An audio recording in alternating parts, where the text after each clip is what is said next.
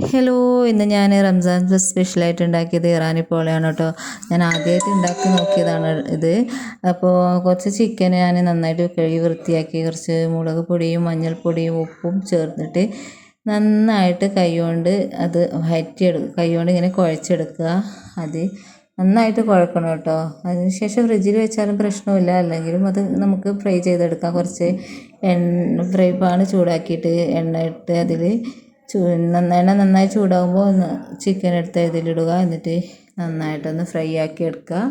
അതിനുശേഷം ഞങ്ങൾ ചിക്കൻ പൊരിച്ച അതേ പാത്രത്തിൽ തന്നെ കുറച്ച് 2-3 സവാള കൊത്തി അരിഞ്ഞത് അതിലിട്ടിട്ട് വഴറ്റുക. അതിൽ തന്നെ 2 ഇതൾ കറിവേപ്പില അതിലേക്ക് ഇടാം. എന്നിട്ട് നന്നായിട്ട് വഴറ്റിയെടുക്കുക. അപ്പോൾ വഴറ്റിയത് ഉള്ളി നന്നായിട്ട് വേണ്ട കേട്ടോ. ഒരു സോഫ്റ്റ് ആയ ശേഷം കുറച്ച് 2-3 പച്ചമുളകും 2 വെളുത്തുള്ളിയും ഒരു ചെറിയ കഷ്ണം ഇഞ്ചി അതിലിട്ടിട്ട് നന്നായിട്ട് ഇളക്കുക. അതിനുശേഷം കുറച്ച് ഗരം മസാലപ്പൊടിയും കുറച്ച് മഞ്ഞൾപ്പൊടിയും കുറച്ച് കുരുമുളകിൻ്റെ പൊടിയും അതിലിട്ട് നന്നായിട്ടൊന്ന് ഇളക്കി യോജിപ്പിക്കുക. ഇത് കഴിക്കാൻ നല്ല ടേസ്റ്റാണ്. ഫസ്റ്റ് ടൈം ഉണ്ടാക്കിയത് കൊണ്ട് ഇത് നേരെ ആവുമെന്നറിയില്ല. എന്തായാലും ട്രൈ ചെയ്ത് നോക്കുകയാണ് കേട്ടോ ഞാൻ. അതിന് ശേഷം നമ്മൾ നേരത്തെ ചിക്കി വെച്ചിട്ടുള്ള ചിക്കൻ അതിലിടുക. എന്നിട്ട് നന്നായിട്ടൊന്ന് വഴറ്റി കൊടുക്കുക. രണ്ടും നന്നായിട്ട് യോജിപ്പിച്ച ശേഷം കുറച്ച് മല്ലിച്ചപ്പ് അതിലേക്ക് ഇടുക. ശേഷം ജ്യൂസിൻ്റെ ജാറെടുത്തിട്ട് അതിൽ 2 മുട്ട പൊട്ടിച്ചൊഴിക്കുക.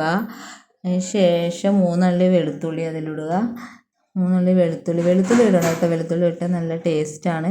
കുറച്ച് കുരുമുളക് പൊടിയും കുറച്ച് ഉപ്പിൻ്റെ പൊടിയും അതിലിടുക. 1 കപ്പ് മൈദപ്പൊടിയും അതിലേക്ക് ജ്യൂസിലേക്ക് തന്നെ ഇടുക. അത് നമ്മൾ മൈദപ്പൊടി ഇട്ട അതേ പാത്രത്തിൽ തന്നെ 1 കപ്പ് മൈദപ്പൊടിയും 1 കപ്പ് പാലും 1/2 കപ്പ് സൺഫ്ലവർ ഓയിൽ ഇടുക. അതിന് ശേഷം നന്നായിട്ടൊന്ന് അടിച്ചെടുക്കുക. അടിച്ചെടുത്തതിന് ശേഷം അത് കുറച്ച് നല്ല കട്ടിയാണെങ്കിൽ കുറച്ച് 1/4 കപ്പും കൂടി പാലയിൽ ഒഴിക്കുക. അതിന് ശേഷം പാത്രം എടുത്ത് വെച്ചിട്ട് നമ്മൾ അരച്ച മാവിൻ്റെ പകുതി അതിലേക്ക് ഒഴിച്ചിട്ട് 5 മിനിറ്റ് ഓളം നമുക്കത് അവിടെ വേവിക്കാൻ വെക്കാം.